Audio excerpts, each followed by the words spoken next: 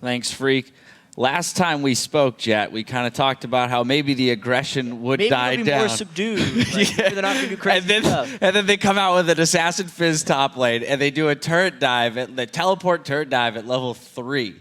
I mean, it seems like these teams are now, they're bloodthirsty, and they're going to fight tooth and nail for this victory here. Well, especially Team 8, for one. I think back all the way to the first time I even saw Team 8 play. I don't remember when it was. It was some online tournament. I think I saw Cali Trolls top lane on Vladimir going like 17-0 or something crazy. Like, the dude plays things that other people aren't necessarily playing, and he plays them well. Maybe if you played the Mundo versus Fizz matchup 100 times and you have like a 2v1 against Fizz, you're going to beat him up a little bit. But this time, as a surprise pick that Curse Academy wasn't expecting, he destroyed that game. Right. And so then the question is, what does Curse Academy do against that? Because you don't have the experience or the practice. So is that one game enough information to say we can make adjustments and play around it? Or again, you go back to that age-old, like, what's the counter? Ban it. It's tricky. The momentum is completely gone. It's very common to see like a backdoor sweep in situations like this where you see the first game go to a team in a really close back and forth game, and then as soon as the series breaks, which I think we saw the series break, 2 close games and a really one-sided one. Team 8 threw their first curveball. Curse Academy now kind of has to respond to it, but I don't know if they can adjust it to any of their bans. There's a lot they have to figure out in this very short time we have between games. Let's look at where that first momentum shift happened in this game. About 17:30 into the game in the bot river, we saw a nice 4-for-2. We go ahead and roll this clip out here. Yeah, just start rolling. You can see the teleport coming in from Fizz, and he beat Mundo to the punch in a lot of ways. He gets in there first. Even if he doesn't land his Shark, the damage is kind of done in the sense. All the distraction he is doing right now burns pretty much all of impactful stuff, and then it allows, right here, Yasuo comes into this fight really late. It allows him to clean up at this point. He waited for impactful to rocket jump in. You could kind of see it coming. Solution was looking one step ahead right there because you knew that Tristana was bloodthirsty there. It's like, oh my god, he's going to get the resets. He's going to start hopping around and killing everyone. And he just waited for the spot of the Tristana jump, threw the Yasuo tornado, killed him, and ended up getting the triple kill. And both the Yasuo and the Fizz just kind of went nuts after that fight. Right, that kind of started that, momentum train going that they carried through very well for the rest of the game. And we have to point out the fact that Cali Trolls played his Fizz very well in a carry position. You got those early kills. He looked for assassinations around the map and made plays. I mean, he was taking a lot of attention from the other team. And as Zyrene pointed out, in the team fights, was comfortable using all of his cooldowns on the Zillion in order to force quick decision-making in terms of using that ultimate either on himself or on a priority target on his team, hoping to make use of it. And it was mainly just forcing Curse Academy into decisions they weren't comfortable making. Curse Academy had to start panicking because they didn't really know where the Fizz would take them. As far as top lane scaling goes, you're not going to get someone who scales as aggressively as a Fizz because he removes the Mundo scaling, which is normally the calling card of Mundo.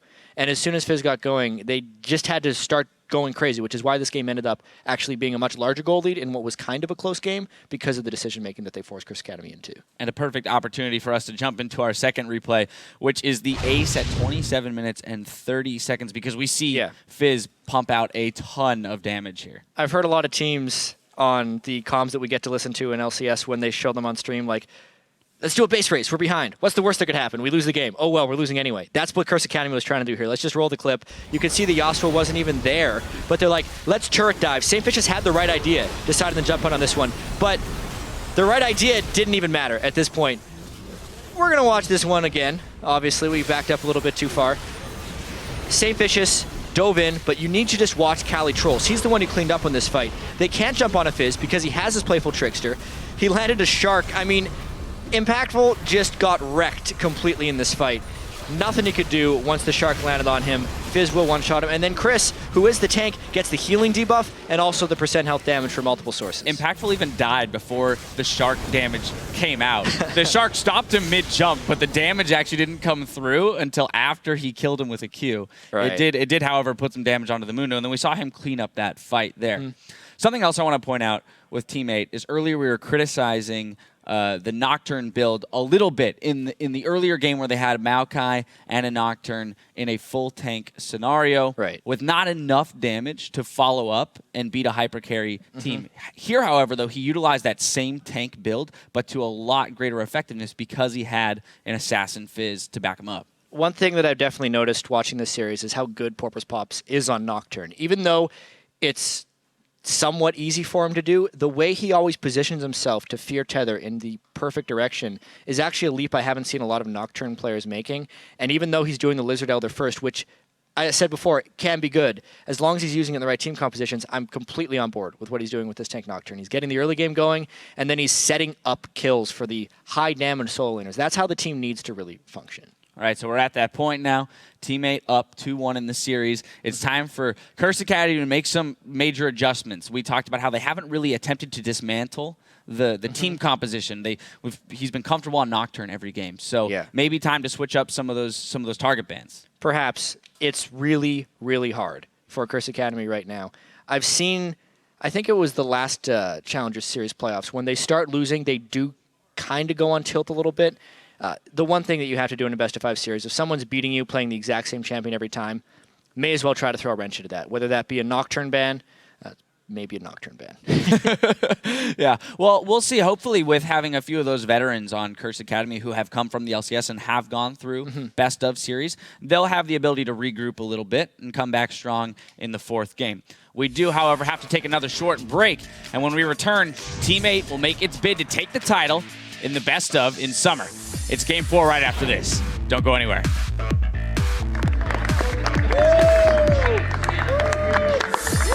And now Impactful is back in the chase. They find Maple. There's a knock-up. Kills for Yasuo all day, every day. There's got to be one to fight right now. St. Vicious takes a whole bunch of damage. He will revive, and Bunny Poopa goes down. They killed him. Impactful does as well. They look for Maple, but there's the shark. Down goes Impactful. Chris low health. St. Vicious will revive. Cali Troll still alive. Chris goes down.